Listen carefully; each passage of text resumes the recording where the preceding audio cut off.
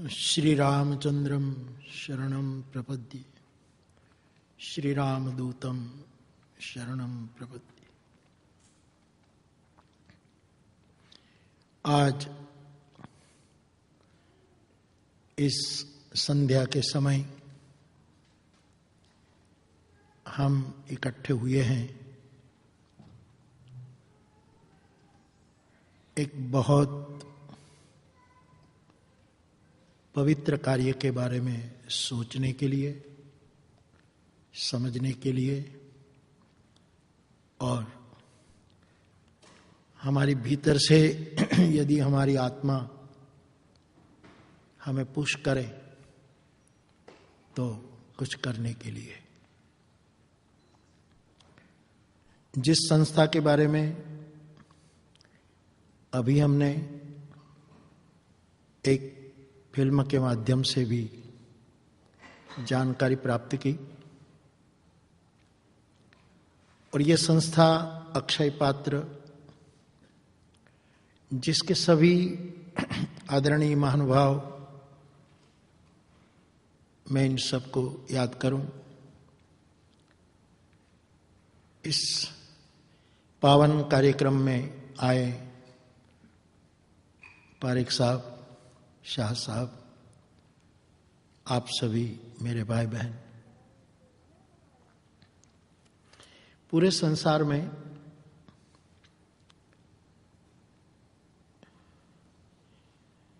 कुछ प्रश्न हैं, कुछ समस्याएं हैं, और इन्हीं समस्याओं का बहुत से उपाय भी हैं। मेरी समझ में एक बहुत बड़ी समस्या पूरे संसार में है भय की। समाज भयभीत है। दूसरी समस्या है आरोग्य की। समाज शारीरिक रूप से इतना स्वस्थ नहीं है। तीसरी समस्या है शिक्षा का अभाव। चौथी समस्या है जो बलवान है वो औरों को दबाए जा रहा है और कभी भी अपने करतूत की क्षमा मांगने के लिए तैयार नहीं है।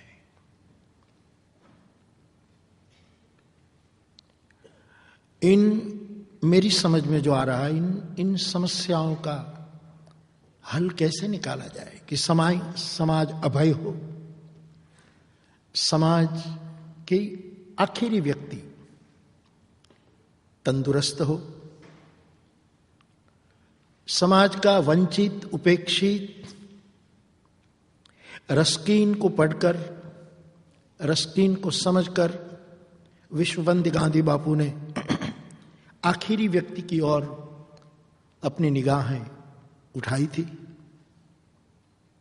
वो आखिरी व्यक्ति कैसे शिक्षा प्राप्त करें और ये आखिरी व्यक्ति कैसे दूसरों के प्रति उनके मन में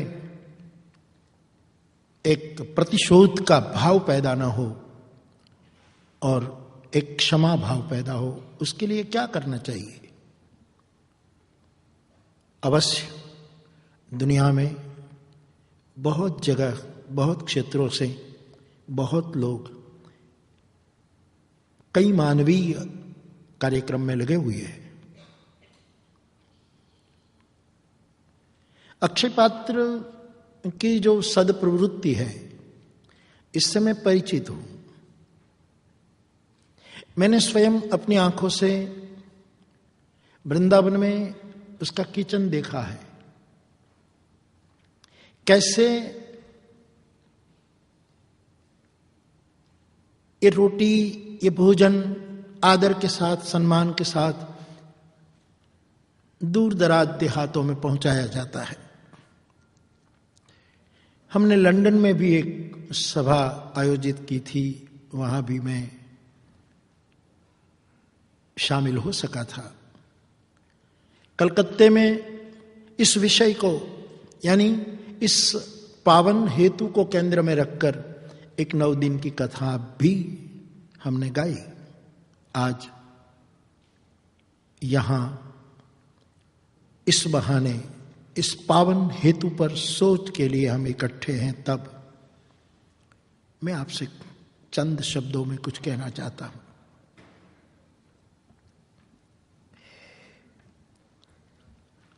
आदमी शिक्षा नहीं ग्रहण कर रहा है। भारत के कई दूरदराज प्रदेशों में बच्चे स्कूल नहीं जा रहे। बच्चे, गरीब लोग भयभीत हैं, शारीरिक रूप से दुर्बल है,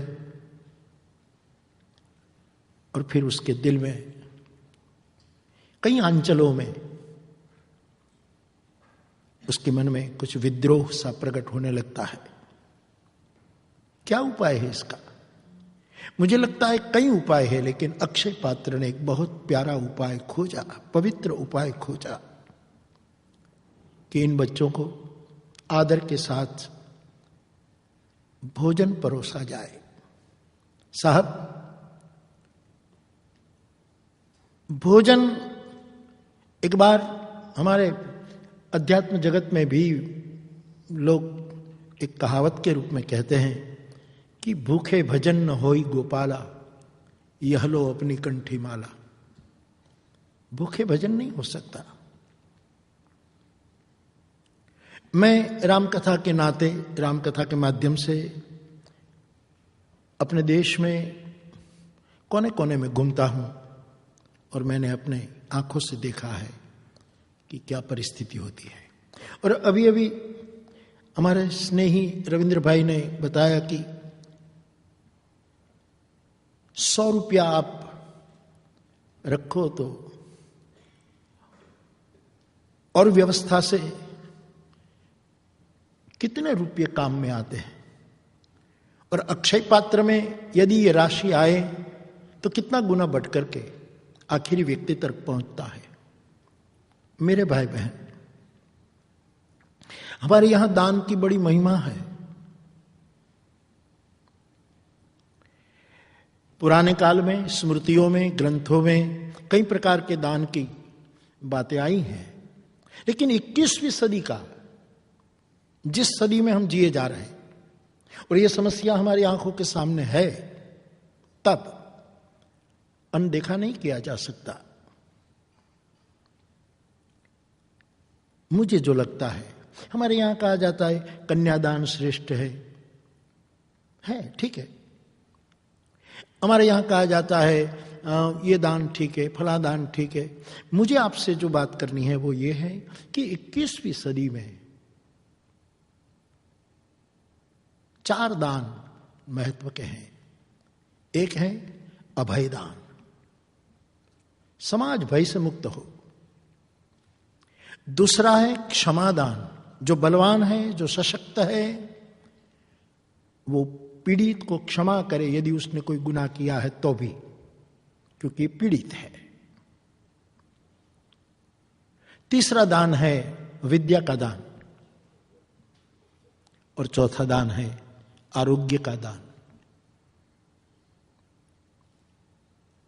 ये 4 प्रकार के दान, अभय, क्षमा, विद्या और आरोग्य, तंदुरुस्ती। मुझे कहने दो कि इन चारों दान की नींव, उनकी जड़ है अन्नदान।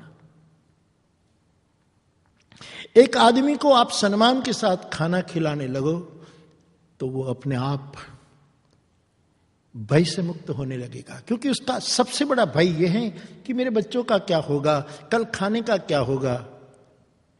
उसको रोटी सम्मान के साथ मिले तो वो विद्या के लिए, शिक्षा के लिए स्कूल जाने के तैयार हो जाएगा बच्चा। उसको आदर के साथ रोटी मिलेगी तो वो बच्चा तंदुरुस्त होता जाएगा, एक भीख के रूप में नहीं। ये हमारी प्रामाणिक फर्ज है, हमारा धर्म है। धर्म का मतलब कोई एक फ्रेम में मटकर हम ना उसको सीमित कर दे, प्लीज। अभी अभी यहां कहा गया कि एक और भक्ति और एक और मानव सेवा में आप किसको प्रधानता दोगे, तो आपने करीब करीब सामूहिक जवाब दे दिया कि मानव सेवा महान है। मेरी समझ ये है कि बच्चे को आदर के साथ भोजन दिया जाए तो धीरे धीरे धीरे उसकी चिंता कम होगी और ये भय से मुक्त होगा। वो शिक्षा के लिए तैयार हो जाएगा और शिक्षा के लिए तैयार होगा तो धीरे धीरे धीरे तरक्की करता हुआ वो अपने पैरों पर खड़ा होगा और सक्षम होएगा। सात्विक भोजन पाने से उसकी तंदुरुस्ती बढ़ेगी और भूखे होने के कारण जो एक विद्रोह पैदा होता है वो विद्रोह की आग शांत होगी और उसमें क्षमा का गुण प्रकट होगा। तो ये चारों दान के केंद्र में अन्नदान है। हमारे रामचरितमानस में स्पष्ट लिखा है कि ये तो हम बोलते हैं कि अन्नदान, लेकिन अन्नदान नहीं है। ये भारतीय चिंतन है। और दान हो सकता है, जरूर हम कहते हैं अन्नदान, लेकिन अन्नदान नहीं है। जैसे अमृत कोई जूस नहीं है, अमृत कोई पेय पदार्थ नहीं है, गन्ने के रस की तरह, दूध की तरह हम पी लें। जैसे अमृत कोई रस मात्र नहीं है, गंगा केवल नदी नहीं है, हनुमान केवल बंदर नहीं है। ऐसे मेरे भाई बहन, अन्न केवल दान नहीं है। मैं बहुत दिल से मानता हूं, और सौराष्ट्र जहां से मैं आ रहा हूं वहां तो अन्न की इतनी बड़ी महिमा, दूसरों को खिलाने की महिमा है कि पूछो ही मत। और हमारे सौराष्ट्र में लोग किसी के घर जाते हैं तो मकान देखकर नहीं जाते, उनका मन देखकर जाते हैं। किसी के घर मेहमान मन देखकर हुआ जाता है, मकान देखकर नहीं हुआ जाता। तो किसी की भूखे बच्चे की डिश में, थाली में अन्न देना वो दान नहीं है साहब। हमारे उपनिषदकारों ने कहा अन्नम ब्रह्मेति व्यजानात, अन्न ब्रह्म है। अन्न को हमने ब्रह्म का दर्जा दिया है। मैं आपसे दिल से कहना चाहता हूं कि आप किसी भूखे की थाली में ब्रेड रखते हैं तो यकीन कीजिए ये ब्रेड नहीं है, ये ब्रह्म है। हम दूसरे की थाली में ब्रह्म परोस रहे। और एक बार अन्न ब्रह्म के रूप में आदर के साथ उनके पास पहुंचेगा तो ये बच्चा अभय होगा, ये बच्चा शिक्षित होगा, ये बच्चा तंदुरुस्त होगा और ये बच्चा प्रतिशोध की भावना से मुक्त होगा। पूरे संसार को पीड़ित कर रही है ये प्रतिशोध की भावना, ये भय का वातावरण, ये गिरती जा रही तंदुरुस्ती। और अभी अभी यहां आज के जो आंकड़े प्रस्तुत किए गए कि एक और कितना ग्राफ ऊंचे जा रहा है और एक और कितने हम नीचे जा रहे हैं। मेरे भाई बहन, एक ब्रह्म वितरण की प्रवृत्ति है और इतने बच्चों को देश में प्रसाद के रूप में अन्न बांटा जा रहा है। गुजरात में भी बहुत बड़ा काम हो रहा है, नए नए किचन खुलते जा रहे हैं। और हम केवल हिंदुस्तान का ही क्यों विचार करें, वहां जरूरत है हम करते जा रहे हैं, करना चाहिए, लेकिन ये ब्रह्म वितरण की प्रवृत्ति बहुत फैले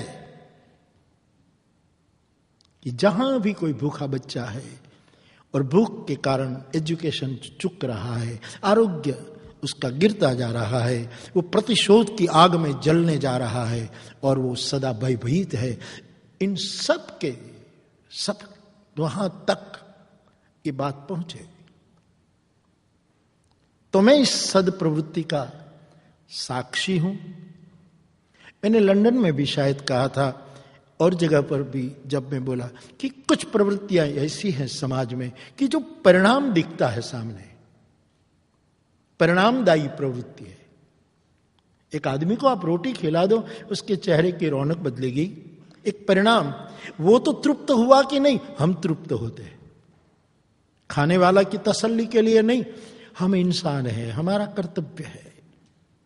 बाल कृष्ण की पूजा करने वाला देश, भगवान बाल कृष्ण के उत्सवों में डूबने वाला देश, ये सब होना चाहिए।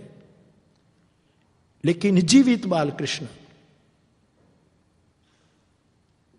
हर गांव गोकुल है, हर गांव में किसी न किसी छोटे छोटे घर, उसको हम नंद गांव समझे, नंद का कस्बा समझे, और हर मोहल्ले में, हर घर में कोई बाल कृष्ण भूखा बैठा है। हमारे गुजराती साहित्य में एक बहुत बड़े मूर्धन्य साहित्यकार हुए, अब नहीं रहे, करशनदास माणिक।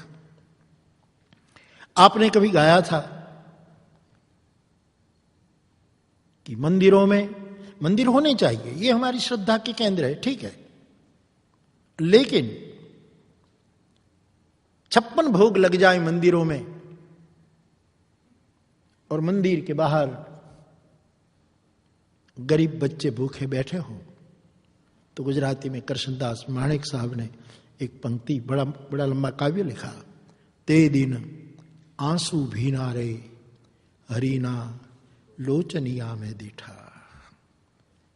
माणिक दादा कहे कि उसी दिन मैंने ठाकुर जी की आंखों में अश्रु गिरते देखा, क्योंकि जीर्ण अजीठ हूं, एक केवल मरना ही बाकी है उसके लिए, ऐसा है कि जीवन तड़पता है। हम क्यों नहीं देख पाते मेरे भाई बहन? क्यों संस्थाओं को काम करना पड़ता है? क्यों ऐसे महानुभाव जो बिलक बिलक क्षेत्र में अपना स्थान रखते हैं, क्यों इनसे जुड़े जा रहे हैं?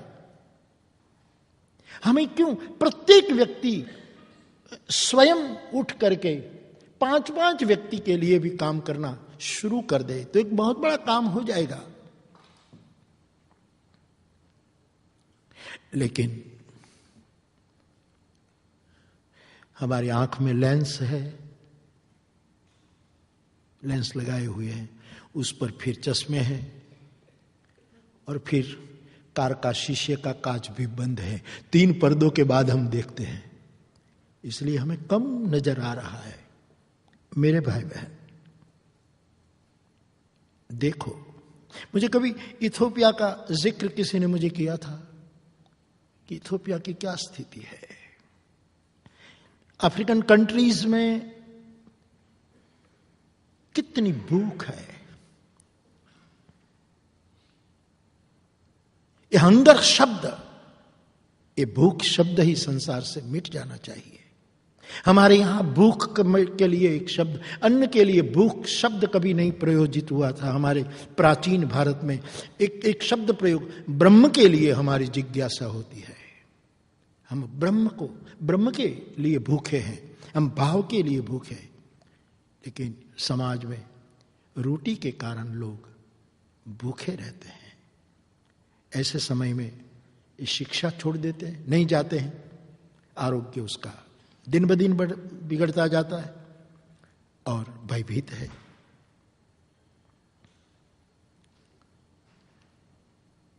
मैंने एक बार उड़ीसा में मैं घूम रहा था एक नेत्र यज्ञ के जरिए, और 3 दिन में उड़ीसा के दूर दराज गांव में रहा।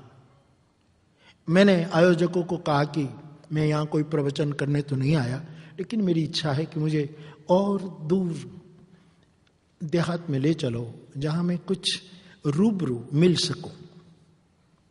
साहब, मेरी आंखों के सामने ये दृश्य मैंने देखा कि एक घास का छोटा सा कुबा जैसा था।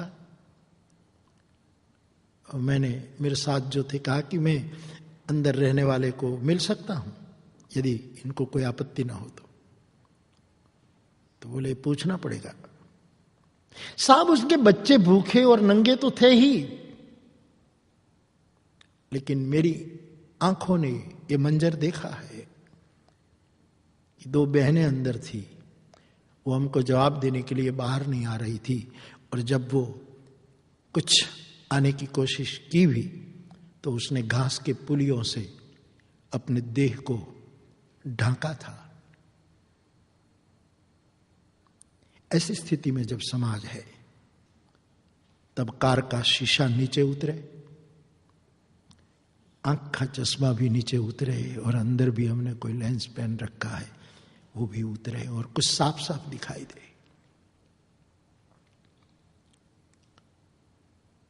मानव सेवा ये प्रभु सेवा ही है। लोग जब साधना को जीवन से विलग करते हैं तब मुझे आश्चर्य होता है कि साधना कोई विलग वस्तु थोड़ी है कि 1 घंटे कर लो और बात खत्म। जीवन ही साधना है। इस पक्ष में मैं हूं, अपना जीवन ही साधना है। कहां तक ये विश्व नफरत, उपेक्षा, घृणा, आतंक इसमें जिएगा। आओ हम अपने स्तर से ऊपर उठें। और हमारे गुजरात में कहा जाता है कि हम कार में जाते हैं और कोई भिखारी भीख मांगता है तो हम कार का शीशा बंद कर देते हैं, स्वाभाविक है पीछे पड़ेगा। लेकिन हम मंदिर में जाएं और भगवान शीशा बंद कर दे तो बहुत व्यवहारिक भूमि पर आकर हम धर्म का निर्वहन करें। अक्षय पात्र की सद्प्रवृत्ति मानव जात की पूजा है। सेवा के माध्यम से ये पूजा है। मैं इसका साक्षी हूं इस सद्प्रवृत्ति का, इसलिए मुझे खुशी होती है कि इस बहाने आपसे कुछ बात करूं। आदमी क्यों स्टैब्लिश नहीं हो रहा है? कौन सी वस्तु है कि इस आदमी को स्थापित नहीं होने देती? ये बहुत बड़ा भेद जो अभी यहां बताया गया, एक बहुत बड़ा कारण है ये भेद, ये वैषम्य एक बहुत बड़ा कारण है। ऐसे माहौल में केवल चिंता करते रहना इतना पर्याप्त नहीं है। हम उसके लिए सक्रिय बने, विशेष रूप से सक्रिय बने। मैं तो मेरी कथाओं के श्रोताओं को भी कहता हूं, बहुत अपील करता हूं कि भाई आप अपनी आय का 10वां हिस्सा प्लीज मुझे सुनते हो तो बिलक कर दो। 100 रुपया कमाओ तो 10 रुपया बिलक रखो, और ये 10 रुपया मैं कहूं वहां मत, कोई धर्म पुरुष कहे वहां नहीं, तुम्हारी आत्मा कहे वहां जो बहुत जरूरतमंद है उसको सम्मान के साथ दो। हमारे देश में विनोबा जी ने एक बहुत प्यारी प्रवृत्ति की थी कि हर घर में एक हांडी रखी जाए, एक पात्र रखा जाए, और रोज ये परिवार एक मुट्ठी अन्न उस हांडी में डाले, एक मुट्ठी अन्न। और 1 महीने के बाद पूरे गांव की इन पात्रों को इकट्ठे किए जाएं और ये सब अन्न एकत्रित किया जाए, और फिर इस अन्न को जरूरतमंदों में परमात्मा के प्रसाद के रूप में बांटा जाए। कितना छोटा सा योगदान और कितना बड़ा परिणाम। हमारी आध्यात्मिक जगत की ये एक बहुत बड़ी नियमावली रही कि व्यक्ति को अपने आय का 10वां हिस्सा निकालना चाहिए। और ये 10वां हिस्सा यदि निकलने लगे तो बहुत बड़ा काम हो सकता है। सत्ताएं, सरकारें न कर सके इतना कार्य व्यक्ति अपने घर से कर सकता है। यहां तो एक ऐसी संस्था अक्षय पात्र जैसा एक बहुत पावन संज्ञा को लेकर के स्थापित, विशेष रूप में स्थापित होती जा रही है। उसके माध्यम से हम और आप, आदमी क्या करता है कि प्रवृत्ति बहुत अच्छी है और प्रवृत्ति अच्छी है ऐसा हम बोल दें और उसके लिए कुछ भी न करें तो हम पूरे प्रमाणिक नहीं हैं। आदमी को पूरा प्रमाणिक होना चाहिए।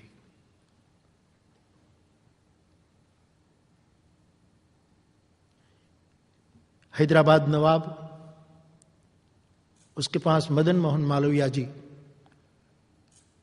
आप बनारस हिंदू विश्वविद्यालय के लिए चंदा एकत्रित करने के लिए निकले थे भारत में। और मालवीय जी, महामहिम मालवीय जी हैदराबाद नवाब से मिलते हैं और नवाब ने दान नहीं दिया, उसकी प्रवृत्ति को अनसुना कर दिया। मुलाकात जरूर दी, कुछ सलाह भी दी होगी, लेकिन कोई रुचि नहीं दिखाई। और वो मदन मोहन मालवीय जी लौटते हैं हैदराबाद भवन से, तो हैदराबाद की एक गली में एक गरीब आदमी की मृत्यु हुई है और उसकी स्मशान यात्रा जा रही थी। तो देहातों में आपने देखा होगा भारत में कि कोई मरता है तो फिर उनके परिवारजन जो अपनी क्षमता होती है ऐसे कुछ पैसे फेंकते हैं, कुत्तों को कुछ खाना देते हैं, गांठिया कुछ, और पैसे भी ऐसे दान कर देते हैं। ऐसा हमारे देहातों में होता है।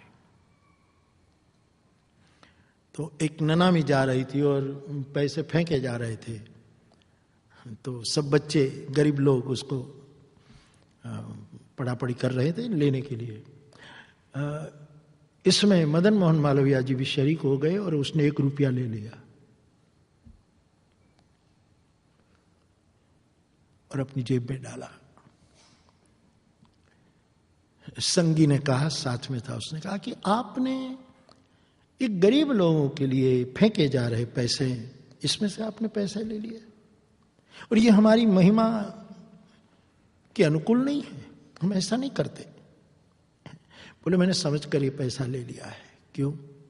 कि मुझे कोई पूछे कि हैदराबाद नवाब के वहां गए थे और दान में कुछ मिला नहीं, तो मैं कहूं कि न मिला तो उसकी इज्जत को ठेस लगेगी, इसलिए मैं कह सकता हूं हैदराबाद गया था और मैंने 1 रुपया दान में पाया है। साहब ये बात कर्णोपकर्ण हैदराबाद नवाब के कान पर जाती है, तब वो जागरूक हुए और स्वयं बनारस जाकर मदन मोहन मालवीय की क्षमा मांगी और कहा कि मेरी अब कुछ राशि आप कबूल करो। मेरे भाई बहन, हम क्या देते हैं, कितना देते हैं, उसका महत्व इतना नहीं, उसका महत्व है लेकिन इतना नहीं। महत्व है हम कैसे दिल से देते हैं। तो एक परिणामदायी प्रवृत्ति, दूसरा शब्द प्रयोग करूं तो मैं शब्द का उपासक हूं, इसीलिए ऐसे ऐसे शब्द नहीं, क्योंकि शब्द के उपासक इधर उधर के शब्द प्रयोग नहीं कर सकते, वरना सरस्वती श्राप देती है। ये प्रवृत्ति मेरी दृष्टि में परिणामदायी प्रवृत्ति है, कहने दो प्रामाणिक प्रवृत्ति है और समाज को कुछ न कुछ प्रमाण प्रदान करने वाली सदप्रवृत्ति है। ये रोटी देना अक्षय पात्र के थ्रू माध्यम से, ये कोई भिखारी को भोजन देना नहीं है। आजकल भिखारी भी भोजन लेना जाते तो सम्मान के साथ मांगते हैं, ऐसे तैसे भिखारी भी नहीं मांगते। एक भिखारी गया कोई गली में भीख मांगने, तो गृहिणी ने कहा कि अभी तो रसोई बन रही है और आप लोग आ जाते हैं, आपको तो कोई काम नहीं। तो उस भिखारी ने कहा मैं मेरा टेलीफोन नंबर देता हूं, आप मिस कॉल करिएगा, जब रसोई हो जाए तब मैं आकर। भिखारी भी सम्मान चाहता है। प्लीज, अक्षय पात्र की प्रवृत्ति में एक बाल कृष्ण भोजन कर रहा है, एक कोई सुदामा भोजन कर रहा है, और सुदामा से दोस्ती करने वाला कृष्ण भोजन कर रहा है। यही भावना के साथ ये प्रवृत्ति चल रही है। आगे और तेजी से चले ताकि समाज के सामने प्रमाण आए, परिणाम आए और प्रामाणिकता का एक सबूत इस प्रवृत्ति के पीछे। ये 3 भाव में हर वक्त कहता हूं। और कुछ न कहते हुए मैं इस बहाने आपसे मिलने का अवसर मिला, उसकी खुशी व्यक्त करता हूं। और ये राम भाई और ये सब साक्षी हैं। हमने बहुत साल पहले यहाँ अमेरिका में एक ट्रस्ट, सीताराम सेवा ट्रस्ट, क्योंकि मेरी कैसेट, मेरे ये कोई ऐसे ही धंधा न बना ले, इसलिए ये करना पड़ा था। बाकी धीरे धीरे कुछ साल पहले से मैं सभी संस्थाएं विलीन कर रहा हूँ। वैसे कोई ज़्यादा संस्था नहीं हमारे पास, एक यहाँ का ट्रस्ट था, लंदन में एक ट्रस्ट था, और एक हमारा देश में है। तो हमने कहा कि अब मैं ये सभी संस्थाओं को विड्रॉ करना चाहता हूँ, अब कोई संस्था नहीं चाहिए। जितने हमारे पास हो, इससे सत्कर्म हो, जितना हो। तो अमेरिका का ये जो ट्रस्ट है उसको हम बिखेर रहे हैं, और करीब करीब कुछ कानूनी और जो नियम होंगे वो पूरे होते ही वो बिल्कुल समाप्त हो जाएंगे। यूके में समाप्त, केवल एक तलगाजड़ा का चित्रकूट ट्रस्ट छोटी बड़ी सेवा के लिए रहेगा, और हमारी औकात के अनुसार इस सेवा होती रहेगी। मैं अक्षय पात्र के इन भूखे बच्चों के डिश में ब्रेड देने नहीं आया हूं, ब्रह्म देने आया हूं, ताकि इस ब्रह्म से बच्चा अभय हो, निरोगी हो, क्षमाशील हो और एक निर्भयता प्राप्त करे और विद्यावान हो। इसीलिए चित्रकूट धाम तलगाजड़ा, जहां मैं गांव में रहता हूं, वहां एक हनुमान जी की प्रतिमा है। उस हनुमान जी की प्रसादी के रूप में मैं यहां सूचना दे दूंगा कि भाई आपके पास अभी ट्रस्ट तो पूरा करना है, कुछ बचा हो तो इनमें से एक शुभ शुरुआत के लिए $2500 अक्षय पात्र की थाली में मेरे देश के भूखे बच्चों की डिश में ब्रेड के रूप में ब्रह्म को स्थापित करने के लिए दिया जाए। मैं आशा करूंगा आप इसको कबूल करेंगे।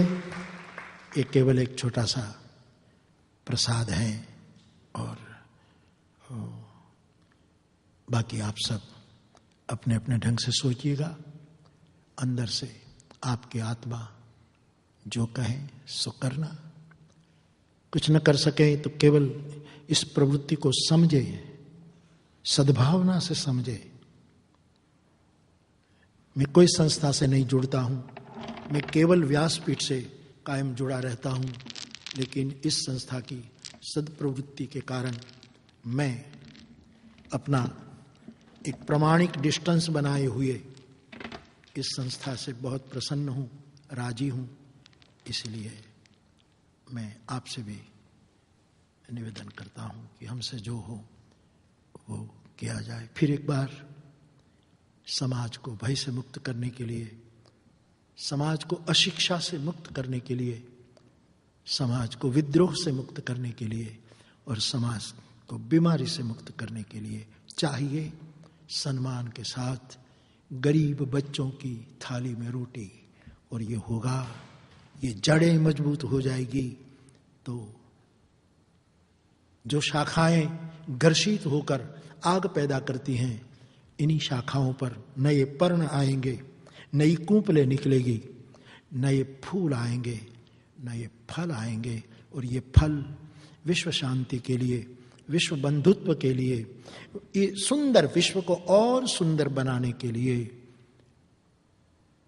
मददगार होगा। आपने बहुत धैर्य और शांति से सुना और मेरी कुछ बातों को मुझे कहने का मौका दिया, इसलिए बहुत बहुत धन्यवाद। जय सिया राम।